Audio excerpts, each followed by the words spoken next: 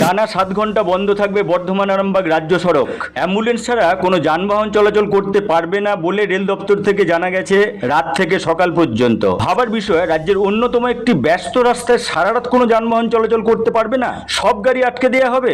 মোহাম্মদ বিন তুগলকের সিদ্ধান্ত ছাড়া আর কি বলা যেতে পারে? কিনা রেলগেটের দুপাশ মেরামত করা হবে, তার জন্য 7 ঘন্টা রাস্তা অবরোধ থাকবে। রেলগেটে রেল প্রশাসনের পক্ষ থেকে নোটিশ ঝুলিয়ে দেওয়া হয়েছে।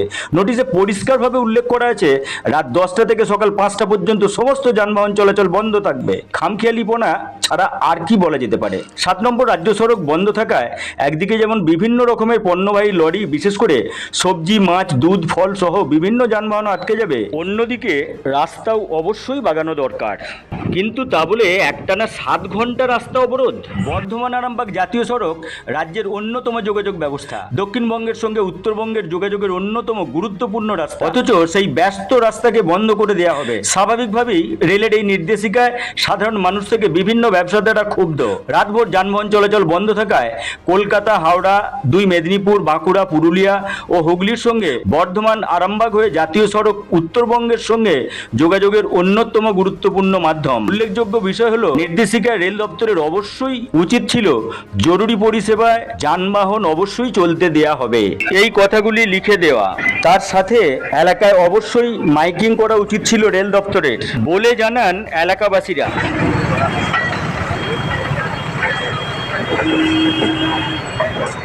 নাই এই বাইকটা 10টা থেকে আগামীকাল ভোর 5টা পর্যন্ত বর্ধমান আরামবাগ রাজ্য সড়ক কোনো যানবাহন চলবে না। হঠাৎ করে রেল বিজ্ঞপ্তি জারি করেছে, কি বলবেন? আমরা পথচারী হিসাবে প্রথমত আমরা এই জানতে পারলাম আপনার মুখ থেকে। তো এই ধরনের বিজ্ঞপ্তি যদি জারি করে থাকেন, হঠাৎ করে বহু মানুষের এই ধরনের প্রবলেম হয়ে যেতে পারে। যেমন এইটা হচ্ছে আমাদের মেন রাস্তা, মানে পুরো পরিবহন ব্যবস্থাটাই বন্ধ হয়ে যেতে পারে। 6 থেকে 7টা জেলায় এই রাস্তার উপর দিয়ে যাতায়াত করে।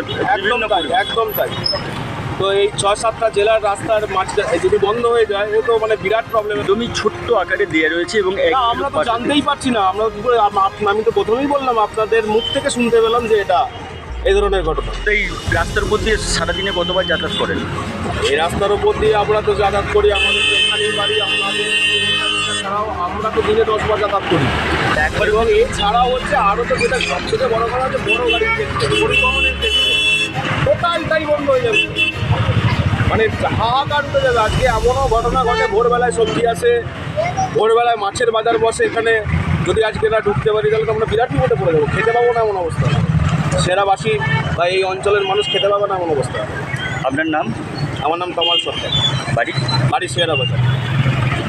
পুরা মোশাগ্রাম যে রেল লাইন রয়েছে, সেই রেল লাইনের শেয়ারা বাজার যে বর্ধমান আরামবাগ রাজ্য সড়ক, রেল লাইনের 5টাতেই রাস্তার অবস্থা খুব খারাপ, সেখানে রাস্তা বাগানো হবে। রেল দপ্তর থেকে একটা বিজ্ঞপ্তি জারি করেছে, যদিও বিজ্ঞপ্তিটা বড়োভাবে দেওয়া উচিত অনেকেই জানাচ্ছেন, কিন্তু সেখানে জারি করেছে আজ রাত 10টা থেকে কাল সকাল 5টা পর্যন্ত সমস্ত যানবাহন বন্ধ থাকবে। শেয়ারা বাজারে সবজির একটা বড় হাট বসে, অন্যদিকে মাছের বড় বাজার বসে, এবং শুধু শেয়ারা বাজার নয়, এই যানবাহনগুলো বিভিন্ন প্রান্তে পৌঁছাতে পারবে না। কি বলবেন?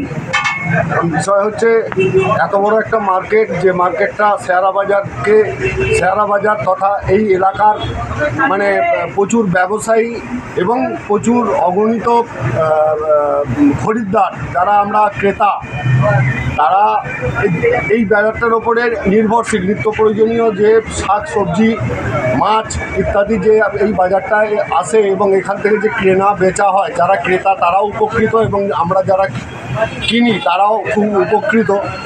এখন বিষয় হচ্ছে এই বাজারটাকে যাতে করে হ্যাম্পার না হয়, এই বাজারটার প্রতি যেন কোনো সাধারণ মানুষের নাজেহাল অবস্থা না হয়, সেটাকে লক্ষ্য রেখে রেলেরও অবশ্যই এই এটাকে ক্রসিংটাকে কাজ করার দরকার আছে। এটা নিয়ে কোনো দ্বিমত নেই, কিন্তু এই সময়টাকে যাতে করে অন্যভাবে ম্যানেজ করা যায়, সেটার জন্য আমি একজন সাধারণ নাগরিক হিসেবে রেলের দৃষ্টি আকর্ষণ করছি। আপনার নাম? আমার নাম শ্যামল চক্রবর্তী, বাড়ি শেয়ারা গ্রাম।